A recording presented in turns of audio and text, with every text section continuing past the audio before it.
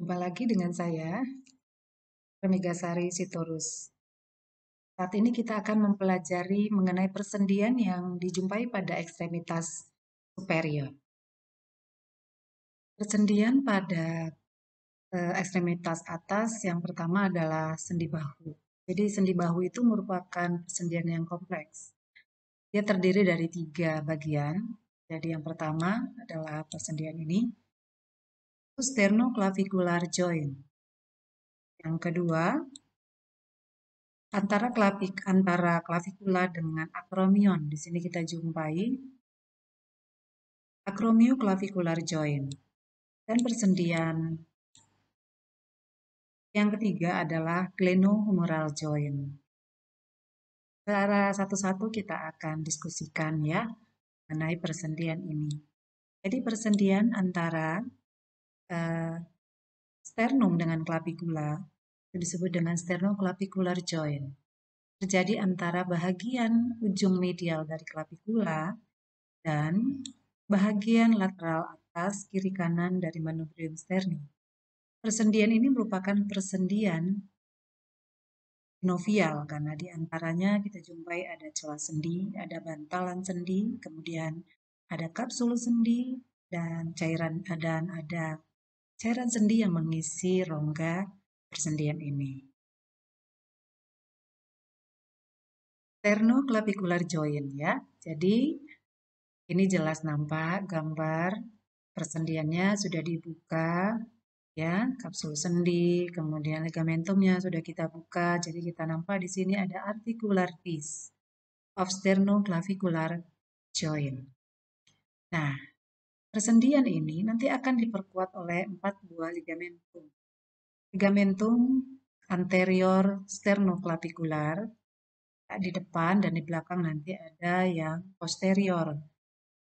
Kemudian ada ligamentum interclavicular menghubungkan clavikula kiri kanan, jadi yang terletak di atas dari manubrium sterni ya, tepatnya di incisura jugularis. Kemudian satu lagi ada ligamentum costoclavicular. Jadi ini menghubungkan antara bagian tepi bawah dari bagian medial clavicula dan medial costa 1. Gerakan yang diakibatkan oleh persendian ini ya itu memungkinkan clavikula dapat bergerak ke arah depan ataupun ke arah belakang dan juga bisa dalam bidang vertikal gerakannya ya walaupun sebagian kecil bisa untuk melakukan gerakan rotasi. Pada persendian acromioclavikular, jadi itu persendian antara bagian akromion dari tulang skapula dan bagian akromialis atau bagian lateral dari tulang clavicula. Jadi di sini persendiannya ya. Ini adalah persendian acromioclavikular dan persendian ini ditutupi oleh ligamentum yang disebut dengan acromioclavikular ligamen ya. Ini memperkuat persendian acromioclavicular joint. Kemudian persendian ini juga diperkuat oleh ligamentum coracoclavicular. Ligamentum ini memang letaknya tidak berdekatan dengan persendian ini, ya, tetapi dia berfungsi untuk memperkuat kedudukan dari tulang clavicula terhadap tulang scapula, ya. Jadi dia berhubungan pada bagian pangkal dari processus coracoideus dengan tepi bawah dari bagian akromial ya dari tulang clavicula. Persendian ini juga merupakan persendian sinovial dan dia memungkinkan gerakan pada daerah ini bisa bergeser ke arah depan ya anterior, posterior ataupun gerakan pada posisi vertikal. Persendian pada daerah sendi bahu ini yang paling penting itu adalah persendian glenohumeral atau glenohumeral joint ya. Jadi persendian ini adalah persendian antara caput humeri dengan cavitas glenoidalis dari tulang scapula. Jadi yang menjadi kepala sendi itu adalah bagian caput humerus dan menjadi mangkoknya adalah cavitas glenoidalis. Mereka akan memberikan bentuk yang bersesuaian sehingga persendian ini menjadi persendian disebut dengan ball and socket joint. Sama seperti persendian yang sebelumnya, bahwa persendian ini nanti akan dibungkus oleh kapsul sendi, kemudian di antara dua buah permukaan ini akan dijumpai celah sendi yang berisi cairan sendi. Dan kapsul sendi ini nanti akan menebal pada bagian luar, ya, akan membentuk ligamentum. Jadi ligamentum glenohumeral terdiri dari bagian superior, bagian medial, dan bagian inferior. Dan pada bagian superior ini juga terdapat ligamentum, ya, merupakan penebalan dari capsula articularis, yaitu ligamentum coracohumeralis, menghubungkan antara humerus dengan processus coracoideus. Jadi gerakan yang terjadi pada daerah glenohumeral ini cukup banyak, ya. Bisa terjadi gerakan fleksi, tensi, abduksi, adduksi, sirkumduksi, ya. Jadi pergerakan di sini sangat banyak, hanya saja persendian ini sangat tidak stabil. Dikarenakan cavitas glenoidalis itu tidak menutupi seluruh permukaan sendi dari kaput humeri. Ya, jadi cavitas glenoidalis ini nanti pada bagian marginnya, tepinya ini akan diperpanjang, ya, oleh labrum glenoid. Labrum ini berguna untuk memperluas permukaan persendian yang akan bersentuhan dengan kaput humeri. Tapi begitupun persendian ini, ya, tidak sekokoh persendian ball and socket pada persendian koksa. Jadi ini sangat tidak stabil, gampang sekali mengalami dislokasi apabila terjadi keadaan-keadaan yang menyebabkan terjadinya pergeseran, ya.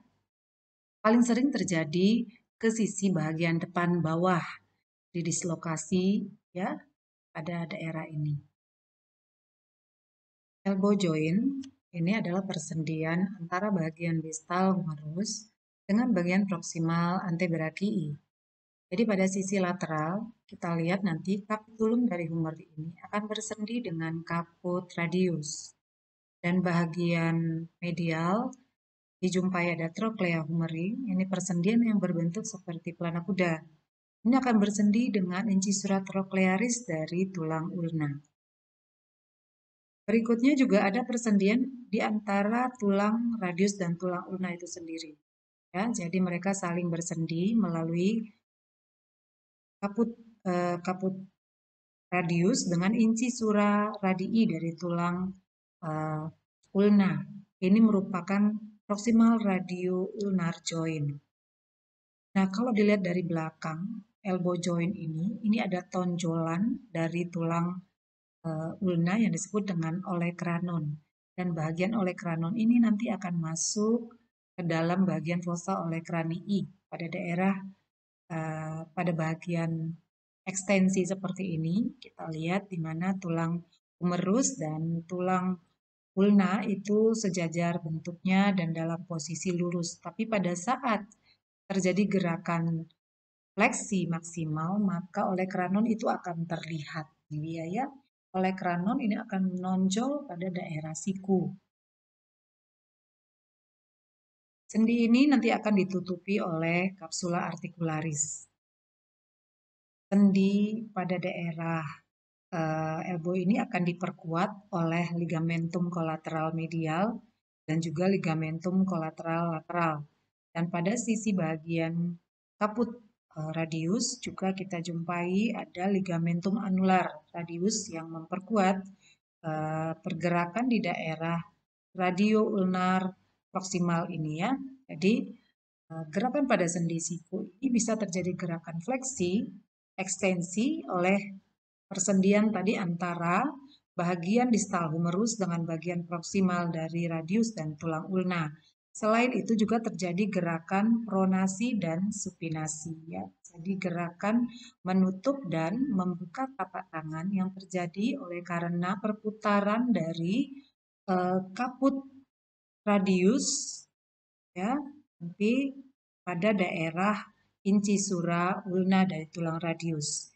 Jadi ada radio ulnar joint pada bagian proksimal dan juga nanti ada radio ulnar joint pada sisi distal. Nah, pada sisi distal ini kita lihat, jadi antara bagian distal dari tulang radius dan tulang ulna ini akan terjadi persendian, ya, yang juga diperkuat oleh suatu ligamentum.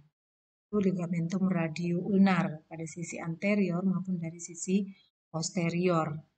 Nah, inilah yang memungkinkan nanti kapitulum ulna ini akan ditimpa ya oleh tulang radius. Jadi tulang radius ini bisa gerakan memutar.